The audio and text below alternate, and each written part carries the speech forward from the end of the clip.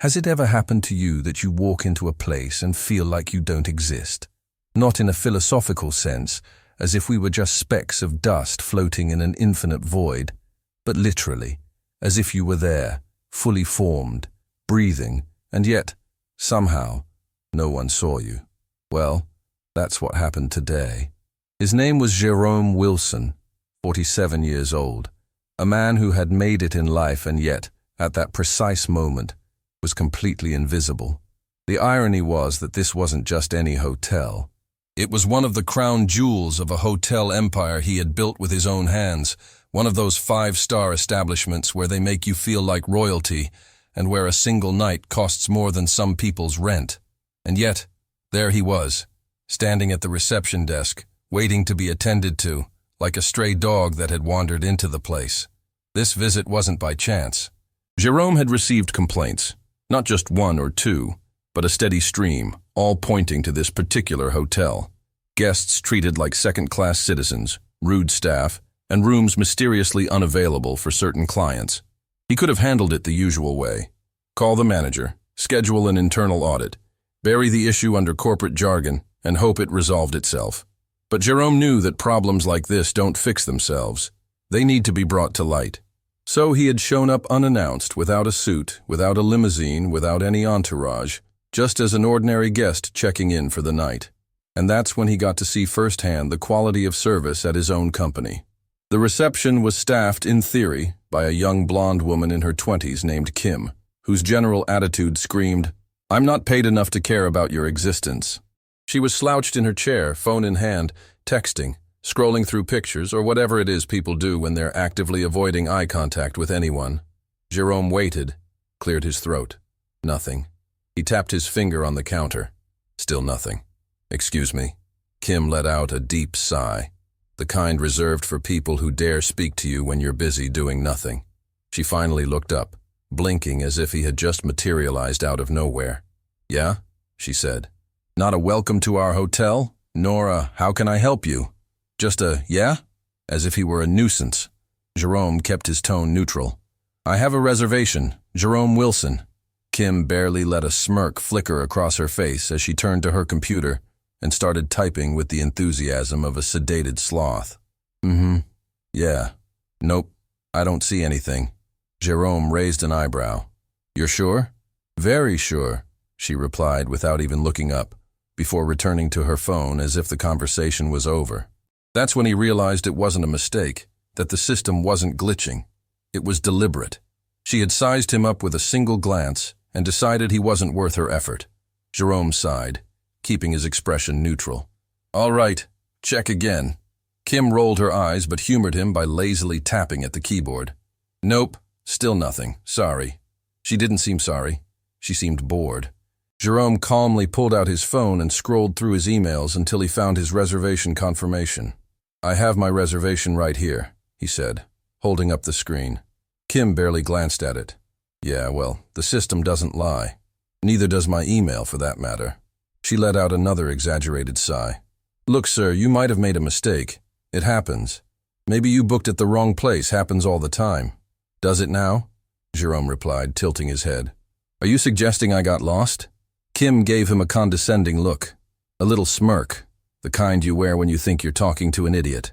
To be fair, it's an easy mistake to make. Jerome clenched his jaw, inhaling slowly.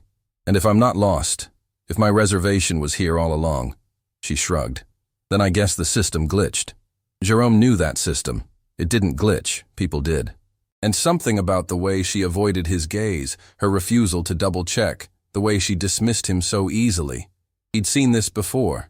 It wasn't a glitch. It was him. She had decided, in the span of 5 seconds, that he didn't belong here, that he didn't deserve proper service, let alone a second glance.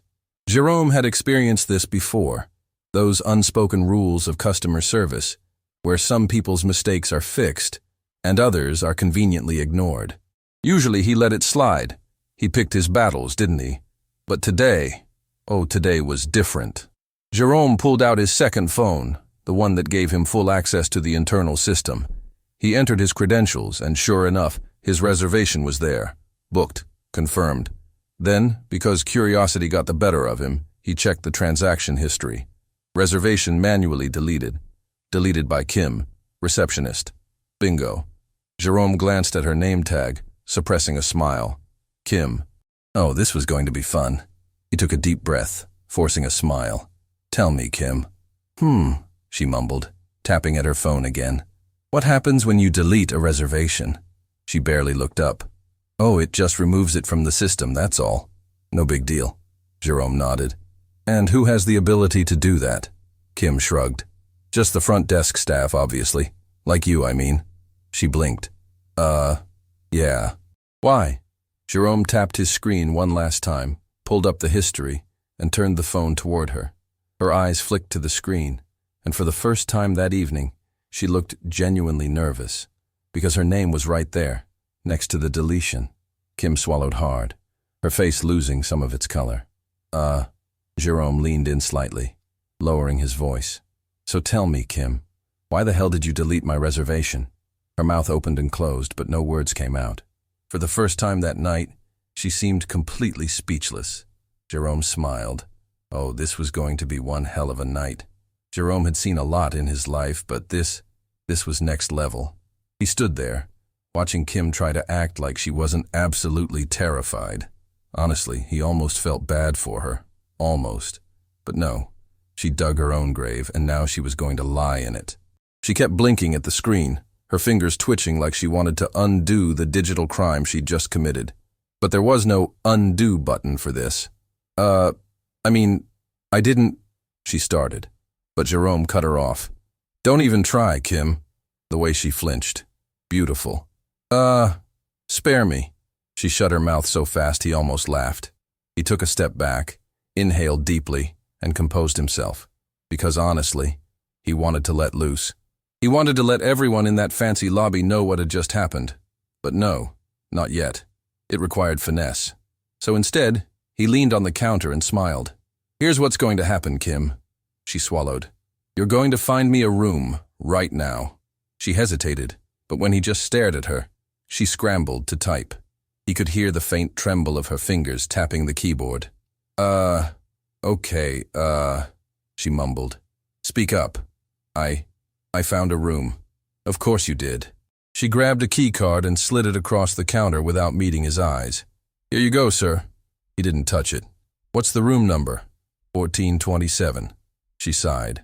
The worst room in the place, huh? Kim froze. She thought she was slick. Room 1427 was by the elevators, next to the utility closet, with a stunning view of the dumpster out back. Jerome knew every room in this hotel. He'd designed the floor plan himself, and this was pettiness, pure and simple. Kim, he said, tilting his head, do I look stupid to you? Her face twisted. No. Then why are you trying to play me like I don't know exactly what you just did? Dead silence. The lobby had gone eerily quiet. Other guests were starting to notice the tension. A couple sitting on the nearby sofas glanced over, pretending not to listen. A bellhop in the corner suddenly became very interested in adjusting his cap. Jerome slowly picked up the keycard. Thank you, Kim. With that, he turned and headed for the elevators. But this wasn't over. Not by a long shot. The second he stepped into his room, Jerome pulled out his laptop. This was his hotel, his empire, and someone had the audacity to treat him like a nobody. It was time to dig. He started by checking the hotel's internal records. He reviewed staff complaints, guest grievances, manager reports, anything tied to this place. And guess what? Kim's name was everywhere. Front desk employee dismissed a guest complaint without logging it. Guest reported racial discrimination during check-in. Staff involved. Kim. Kim denied service to a guest citing hotel policy, but failed to provide documentation. Kim involved in multiple disputes with guests over system errors affecting reservations. Oh. She wasn't just bad at her job. She was actively malicious. And yet, she was still employed. Why? Jerome scrolled down and found his answer. The manager, Stephen Lane, a spineless corporate yes-man who probably avoided confrontation at all costs. Translation. Kim had been a problem forever, but no one had the guts to fire her, which meant he'd have to do it himself. Jerome returned to the lobby, taking his time. Kim was still at the desk, probably thinking she'd dodged the worst of it. Wrong. He walked past her and straight into the manager's office. He didn't knock. He didn't need to. Stephen Lane, a middle-aged man whose energy had peaked in high school, looked up from his desk and immediately panicked. "Mr. Wilson, what a surprise!" Jerome closed the door behind him and leaned against it. "Listen, Stephen, we need to talk." Stephen swallowed. "Of course. What can I do for you? You know what's going on at your front desk?" Stephen blinked. Well, I think everything's fine." "Wrong answer." Jerome crossed his arms. "I just had my own reservation deleted by one of your employees." Stephen paled. "What? Who?" Jerome smiled. "Guess."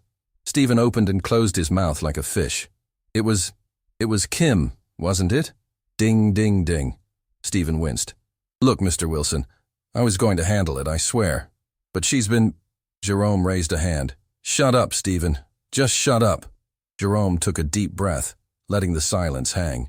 "You've had complaints about her for months, maybe." 7 years had passed, and he'd done nothing. Stephen's expression was that of a man facing his own execution. "I thought maybe she just needed more training." "Training, more training." Jerome laughed. "Seriously, this woman isn't some confused intern who forgot how to use the software. She's a problem, and she's your problem." Stephen looked like he wanted to melt into the floor. Jerome exhaled long and nodded. "So, here's how it's going to go. Stephen, you're going to walk out there and fire her on the spot in front of everyone." Stephen's jaw dropped. "Right now?" "Yes, right now." Stephen hesitated. Then, realizing there was no way out, he nodded. So, 2 minutes later, the entire lobby watched as the hotel manager approached Kim and delivered the bad news.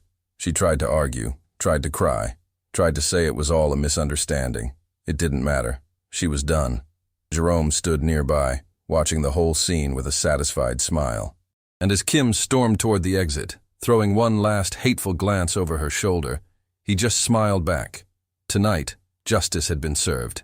And the best part? She still had no idea who he really was.